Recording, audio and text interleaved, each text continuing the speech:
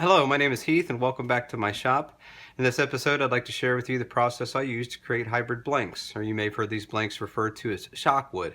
I stumbled across this term on Woodchuckers a few days ago. Woodchuckers is a group on Facebook dedicated strictly to wood turning. If you're a wood turning fanatic like me, I'm sure you'll enjoy the group. It's a closed group, so you'll need to message the admin to be added to it. Last time I checked, there were over 5,100 members in the group. That's pretty amazing. Check it out if you haven't already. Okay, so what is a hybrid blank? I have a couple examples here in front of me. Basically, it's a combination of wood and resin that creates a very unique blank when finished for chucking up on the lathe. You can use these for pen blanks, knife scales, bottle stoppers, handles, the list goes on and on. You can also make pieces similar to the three that you can see here. I showed this on the last video. I made the hybrid blank to create this orange lidded box. Also this purple hollow form. And this is the last piece I pulled off of the lathe. I did something different here. I actually dyed the maple burl with it would be a violet alumilite dye and cactus juice. Probably notice the difference here. If you're not interested in the hybrid aspect and prefer working with wood only, and perhaps want to give your pieces a little Shazam, this episode will show you how to do that too. Here's a small hollow form where I glued 3 pieces of poplar together and turned the piece, then stabilized it with red alumilite and cactus juice. I had to chuck it back up afterwards to clean it up a bit and also sand it before finishing it on finishing it on the buffing wheel. Just to give you an idea, raw poplar, poplar Shazam. Who would have thunk it? Interesting.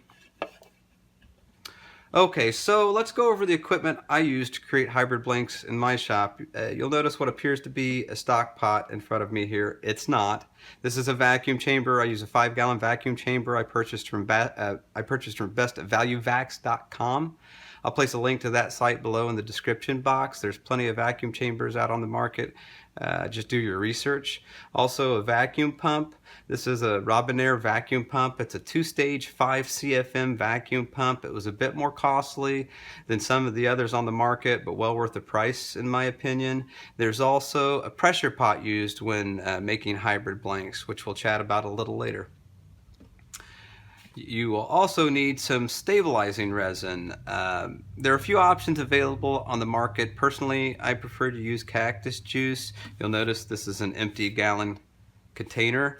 Obviously, I need to order some more. I picked this up at turntex.com.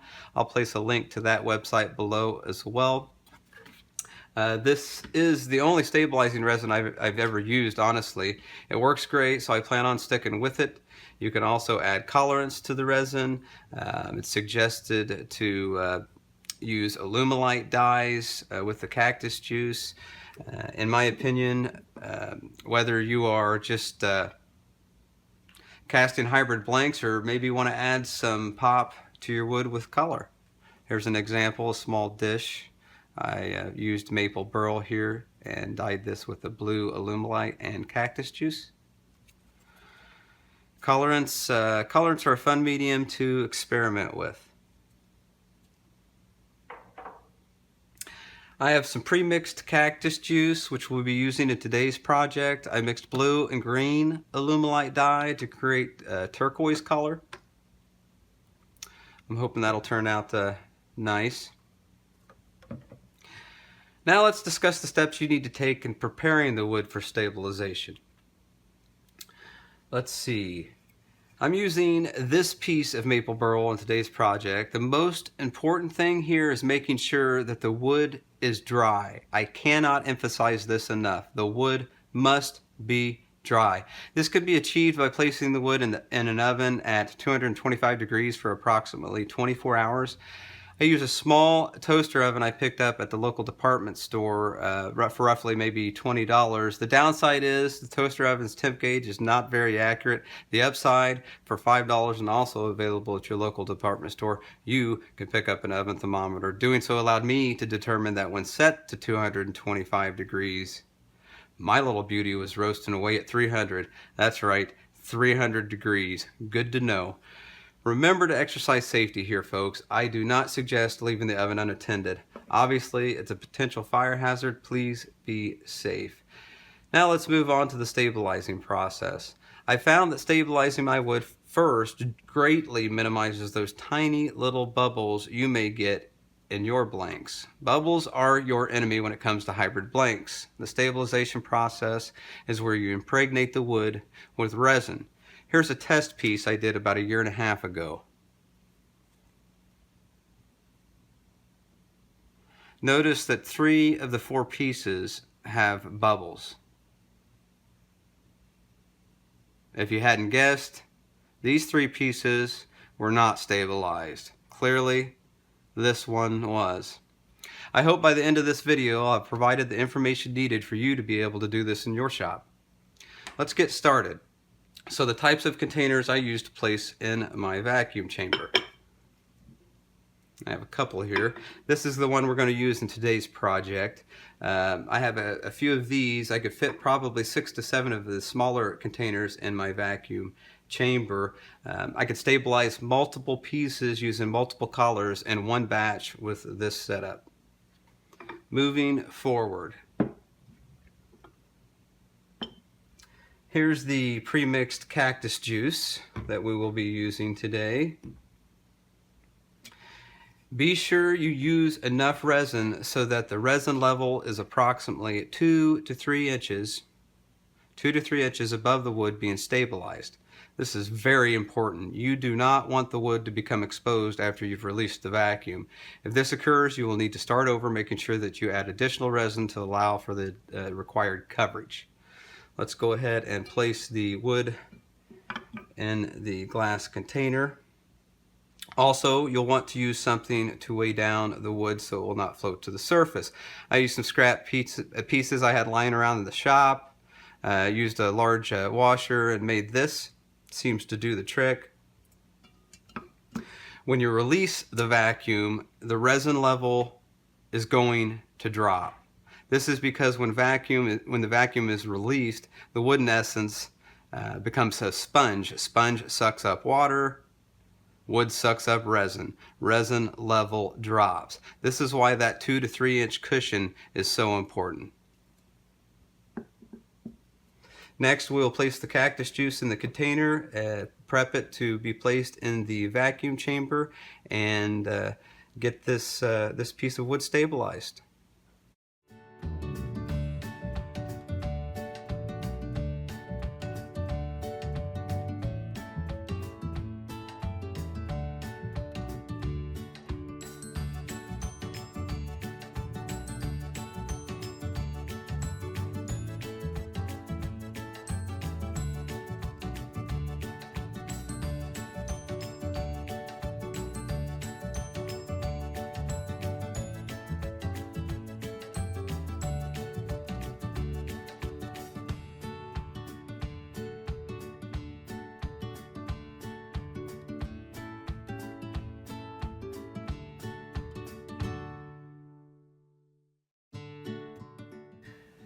You can see I've placed it in the vacuum chamber. The idea here is to give you a bird's eye view of what you can expect to see when the batch is first placed under vacuum.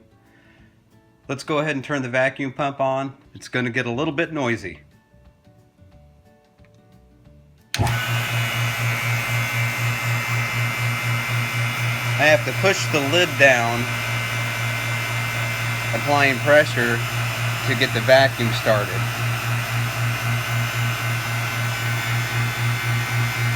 I can pull right at 29 inches.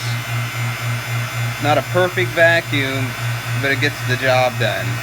Notice the bubbles forming. I generally keep the batch under vacuum for approximately 2 to 3 hours. You'll see the bubbles dissipating as time passes.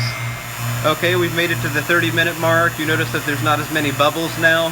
Set it under vacuum for an additional hour. That puts us right at an hour and a half. Notice that there's not that many bubbles. I'm not concerned with what we have here. I found success with being able to release the vacuum at this point. Now we're ready to go ahead and turn off the pump and release the vacuum.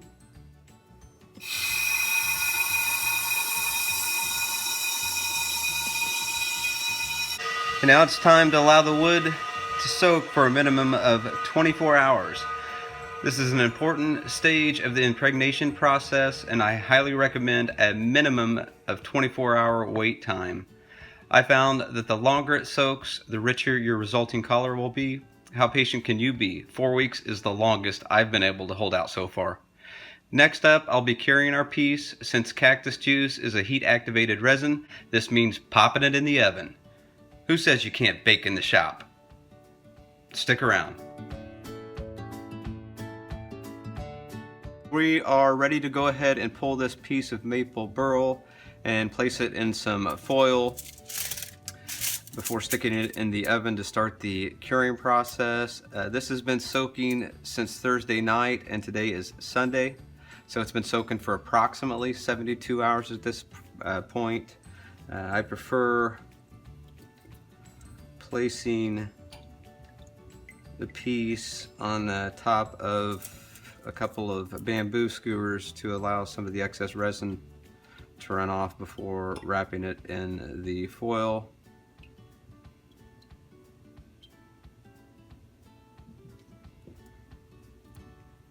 I use some latex gloves to pull the piece.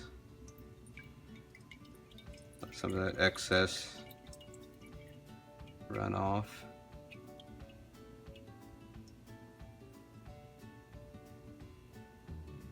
You can tell, I don't know if your camera will pick that up, but that's looks pretty dark. So I'll place these. I'll go ahead and make a mess, Heath. There you go. Place it just like that.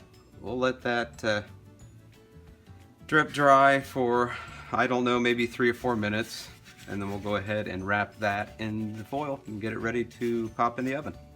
So let's go ahead and preheat our toaster oven. Follow the manufacturer's instructions. For cactus juice, it's 200 degrees. I mentioned an oven thermometer earlier in this video. You'll definitely want to pick something up like this to make sure it's as close to 200 as you could get. The hotter it becomes, the more bleed out will occur, which it does not allow the stabilizing resin time to cure before, of course, the resin bleeds out from the piece of wood that you've stabilized, and obviously you do not want to lose the resin. So let's get this oven going.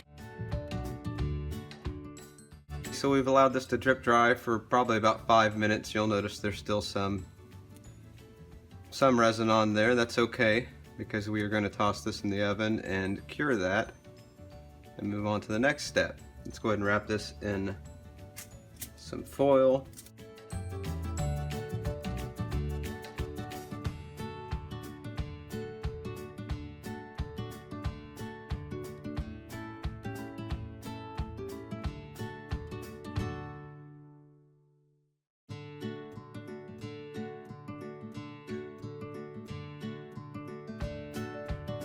We're ready to go ahead and pop this in the oven. Notice my oven thermometer is set at approximately 200 degrees. The toaster oven gauge indicates less than 150 degrees. So again, it's important to have an oven thermometer. Let's get the bacon. I suggest using some pot holders or something to protect your hands before you pull this out. We're going to let this cure for approximately an hour to an hour and a half, then we'll pull it out of the oven and take a look at it. I've allowed this to cool for about an hour now. We are ready to remove the aluminum foil.